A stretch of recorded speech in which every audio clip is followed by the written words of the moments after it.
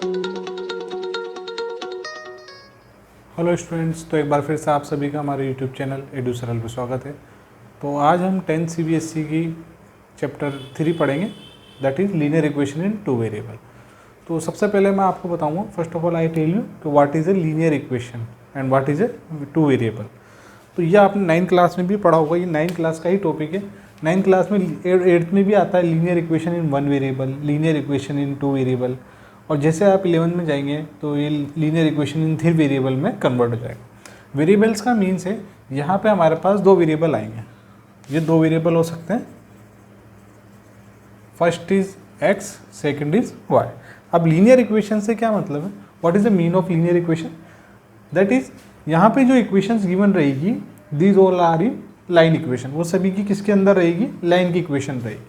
देखिए इस तरह से रहेगी a1x b1y plus c1 is equal to 0।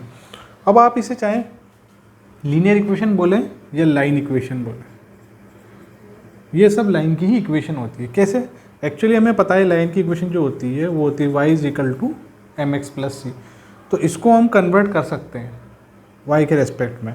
तो देखें b1y इज इक्वल टू, ठीक है, y इज इक्वल टू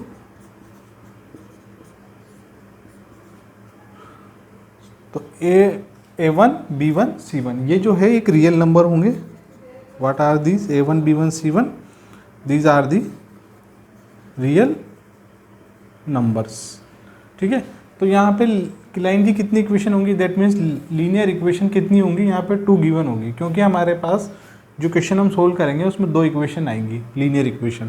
तो इक्वेशन नंबर 1 तो ये हो जाएगी, और इक्वेशन नंबर 2 हो जाएगी a2x b2y c2 is equal to 0। Similarly a2 b2 और c2 भी क्या होंगी, these all are the real number, ये भी क्या होंगे, सभी रियल नंबर होंगे। तो ये एक लाइन की इक्वेशन होती है, that's why we call the linear equation in two variable. अब वेरिएबल जो है यहाँ पे एक्स वाई की जगह यू वी भी आ सकता है, ठीक है। वेरिएबल तो आपने पढ़े ही होंगे, तो ये U V T X Y Z ये सब हमारे एज ए वेरिएबल काम करेंगे, ठीक है, linear equation in two variable.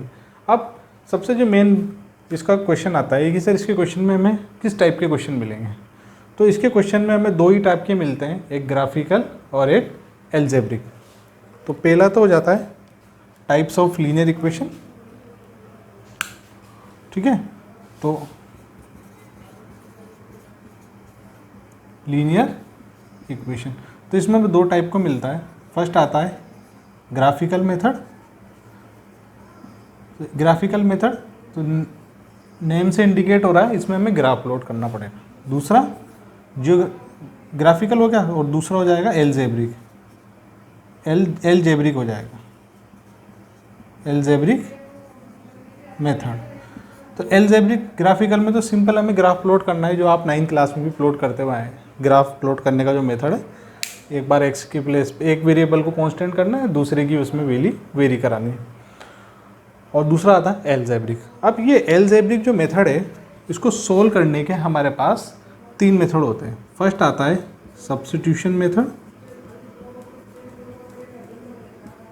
ठीक है, सब्स्टिट्यूशन मेथड, इसको मैं पूरा एक डिटेल में बताऊंगा। सेकंड आता है एलिमिनेशन मेथड, और तीसरा आता है, third one is cross multiplication method. ध्यान रखिएगा ये तीनों ही मेथड इम्पोर्टेंट हैं।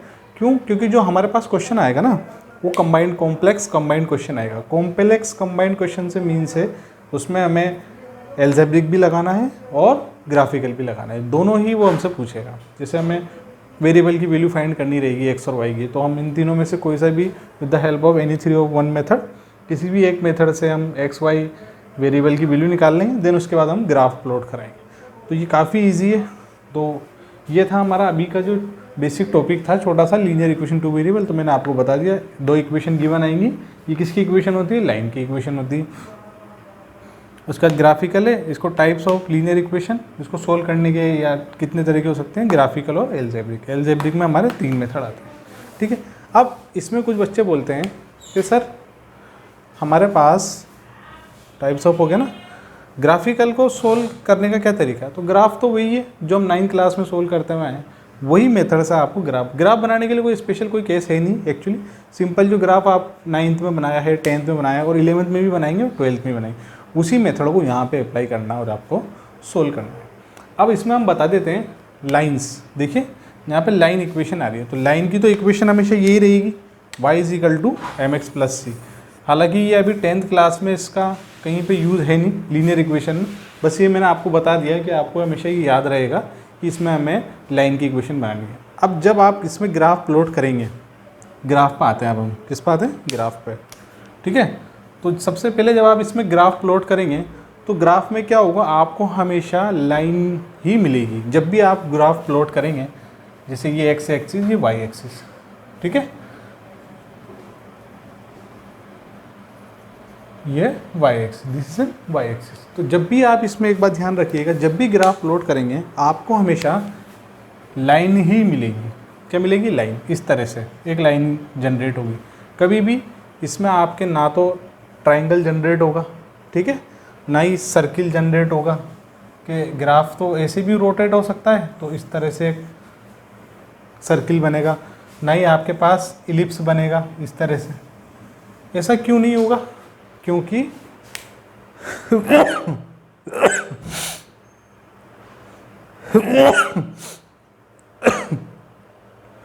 ऐसा इसलिए नहीं होता क्योंकि लाइन की इक्वेशन है, हम लीनियर पढ़ रहे हैं तो हमें लाइन की इक्वेशन गिवन रहेगी which is y = x + c। जब हम सर्किल आएगा, क्या आएगा? सर्किल, मतलब इक्वेशन जो ये डिपेंड करता है इक्वेशन, ये जितने भी हमारे फिगर बनेंगे, सर्किल हो गया, इलिप्स हो गया या लाइन हो गया, तो ये डिपेंड करता है इक्वेशन पे, इस इक्वेशन पे। ये इक्वेशन लाइन की है, दैट मीन्स हमें लाइन मिलेगी।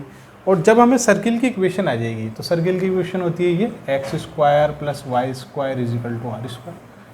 तो जब कभी क्वेश्चन में ये गिवन होगा और इसको सोल्व करेंगे तो हमें ऑटोमेटिकली क्या मिलेगा? सर्किल जनरेट होगा। आप ग्राफ जब बनाएंगे तो उसमें सर्किल जनरेट हो जाएगा। ये किसकी इक्वेशन है? ये इलिप्स की है, x² / a² - y² / b² = 1। तो आपको क्या मिलेगा? इलिप्स मिलेगा। तो इस तरह से आपको जो इक्वेशन गिवन होगी वही टर्म आपको यहाँ पे सोल्व करने को मिलेगी और वही आपके ग्राफ में जनरेट होगा। इसमें ज़्यादा दिमाग लगाना नहीं है। बच्चे पूछते हैं कि सर इसमें हमेशा लाइन ही क्यों बनती?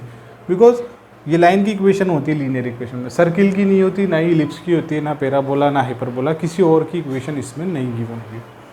तो ये एक बेसिक टॉपिक था जो मैंने बता दिया। अब हम जो टॉपिक पढ़ेंगे अगला वो क्या रहेगा? Substitution method. इन सब के बारे में बताऊंगा मैं। इसका एक क्वेश्चन करेंगे जिसको हम तीनों मेथड से सोल्व करेंगे एक ही क्वेश्चन को, सब्स्टिट्यूशन मेथड, एलिमिनेशन और क्रॉस मल्टीप्लिकेशन। तो सबसे पहले हम सोल्व करते हैं सब्स्टिट्यूशन मेथड।